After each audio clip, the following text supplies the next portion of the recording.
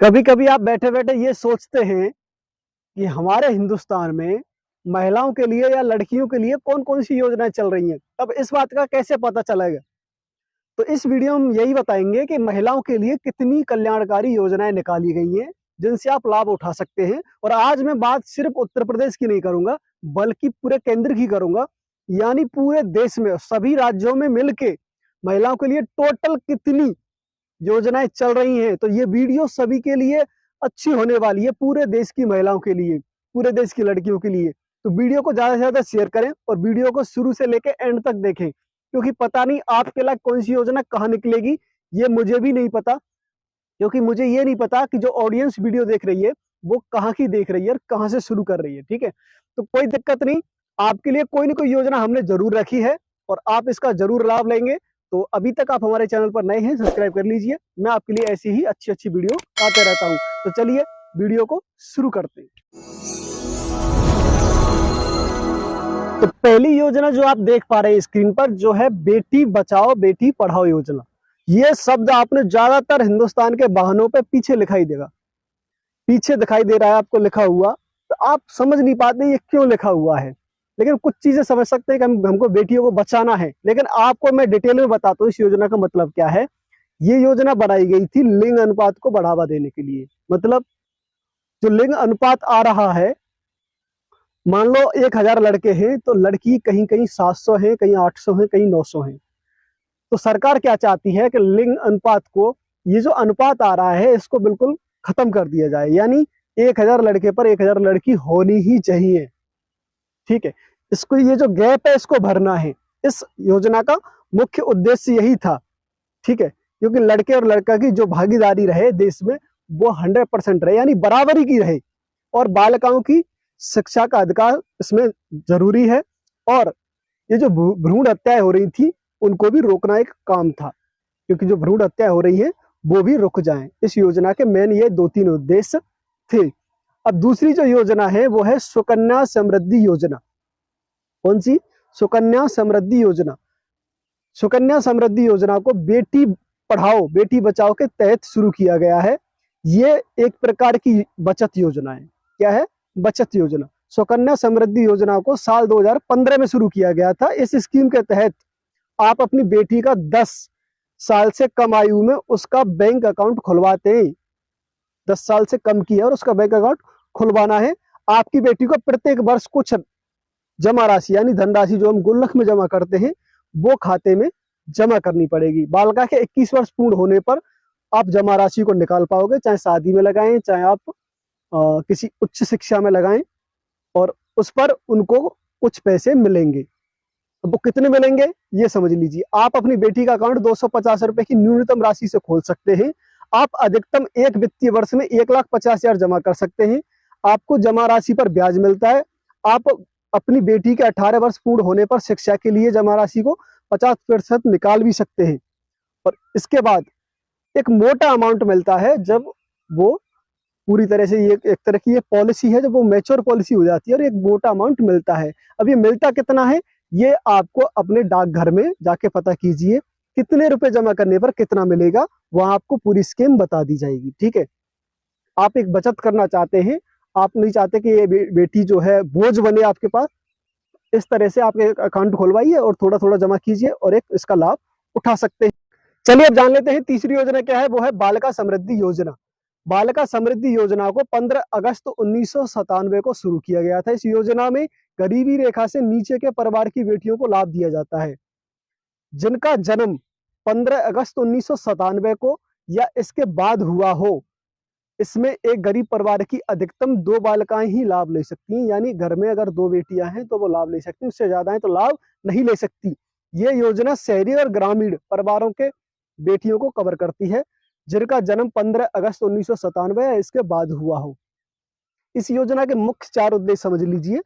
पहला, सरकार द्वारा बेटी के जन्म पर 500 रुपए मिलते हैं। नंबर 2, बेटी की शिक्षा के लिए पहली कक्षा से 10वीं कक्षा तक छात्रवृत्ति दी जाती है।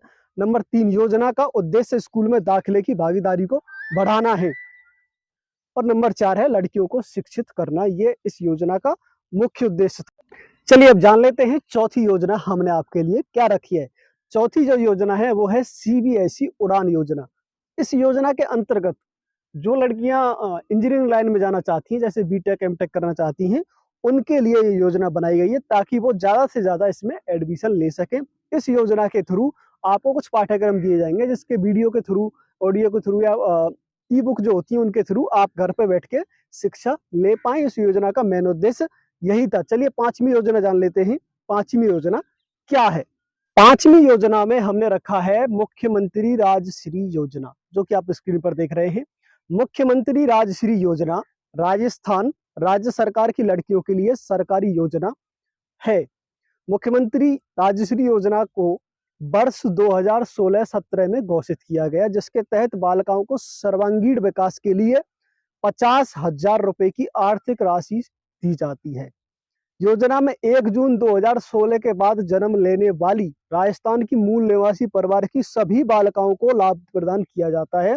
इस योजना में मिलने वाली आर्थिक सहायता राशि 6 किस्तों में प्रदान की जाती है। इस योजना में बालिकाओं के परिवार को उसके जन्म से लेकर उसकी उच्च शिक्षा तक लाभ दिया जाता है। लड़कियों के लिए सरकारी योजना मुख्यमंत्री राजश्री योजना में बेटी के जन्म होने पर माँ को 2500 रुपए दिए जाते हैं। बच्ची के 1 साल के बाद, यानी 1 साल की हो जाए तो पुनः 2500 रुपए की धनराशि दी। बालिका की शिक्षा कक्षा 1 में प्रवेश करती है तो 4000 दिए जाते हैं, और जब कक्षा 5 में वो प्रवेश लेती है तो 5000 रुपए दिए जाते हैं, और 11 में जब वो प्रवेश लेती है कक्षा 11 में तो 11000 की धनराशि दी जाती है। इसी तरह से पूरी योजना क्रमशः चलती रहती है। और अब बात करते हैं छठवीं योजना की, मुख्यमंत्री लाडली लक्ष्मी योजना। नंबर 6 पर रखी है हमने मुख्यमंत्री लाडली लक्ष्मी योजना। इसमें देखो मोटी मोटी बात समझ लीजिए। लड़कियों को जन्म के प्रति समाज में फैली नकारात्मक सोच को खत्म करना है, लिंग अनुपात में सुधार लाना है। बालिका के नाम पर हर साल 6000 रुपए 5 साल तक मुख्यमंत्री लाडली योजना निधि में जमा किए जाएंगे। योजना में बालिका को कक्षा 6 में प्रवेश के समय 2000 रुपए दिए जाएंगे, कक्षा 9 में प्रवेश पर 4000 रुपए, 11वीं में और 12वीं में 6,000 रुपए दिए जाएंगे। बालिका के 21 वर्ष पूरे होने पर 12वीं कक्षा में सम्मिलित होने पर 1 लाख रुपए प्रदान किए जाएंगे। इसके लिए बेटी की शादी 18 वर्ष से पूर्व न की गई हो। इसको जो 18 वर्ष के हो जाए बेटी तब शादी करेंगे तो मिलेंगे वो 1 लाख रुपए। तो ये हो गई आपकी छठवीं योजना। सातवीं योजना है माध्यमिक शिक्षा के लिए लड़कियों को प्रोत्साहन योजना। अब इसका मेन फैक्टर समझ लीजिए। इस योजना में देश की SC ST की सभी बालिकाएं जिन्होंने 8वीं पास की है उन्हें आर्थिक लाभ दिया जाता है। बालिकाओं को इसमें 3000 रुपए की राशि प्रदान की जाती है। बालिकाओं को यह राशि 18 वर्ष की आयु के बाद 10th पास करने पर इंटरेस्ट में दी जाती है, यानी ब्याज सहित दी जाती है। ठीक। अब 8वीं योजना समझ लीजिए, मुख्यमंत्री कन्या सुरक्षा योजना। मुख्यमंत्री कन्या सुरक्षा योजना क्या है? इस योजना का लाभ बिहार राज्य के मूल निवासी ले सकेंगे। किसके? बिहार राज्य के। राज्य के सभी गरीब परिवार जहां कन्या जन्म लेती है वहां 2000 रुपए प्रदान किए जाएंगे।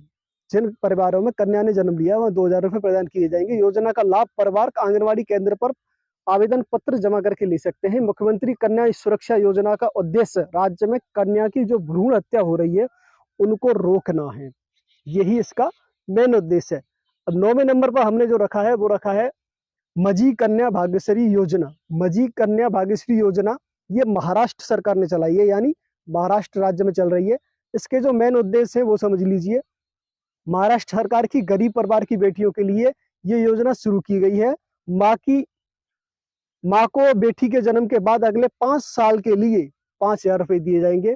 हर साल 2500 रुपए तक परिवार को दिए जाएंगे जब तक बालिका कक्षा 5 तक नहीं पहुंच जाती। बालिका के 12वीं तक पहुंचने तक 3000 रुपए प्रति वर्ष बालिका के अकाउंट में ट्रांसफर किए जाएंगे जब तक कि वो 12वीं कक्षा में नहीं पहुंच जाती। बालिका के 18 वर्ष पूरे होने पर 1 लाख रुपए उसे दिए जाएंगे, एक मुश्त राशि। चलिए अब जानते हैं 10वीं योजना क्या है। 10वीं योजना है नंदी गौरी देवी कन्या धन योजना। योजना का नाम बड़ा अटपटा है लेकिन ये योजना चल रही है। कहाँ चल रही है ये देखते हैं। ये चल रही है उत्तराखंड राज्य में। अब इसके मेन उद्देश्य समझ लीजिए। आवेदक को उत्तराखंड राज्य के सभी स्थायी निवासी होने चाहिए। ठीक है। ऐसे परिवार जो गरीबी रेखा से नीचे हो उनकी बालिकाओं को इसका लाभ मिलेगा। एक परिवार की केवल 2 ही लड़कियों को इसका लाभ ले सकेंगी। नंदा गौरी देवी कन्या धन योजना में बालिका को परिवार को 51,000 रुपए की राशि दी जाती है। यह इसका मेन उद्देश्य है।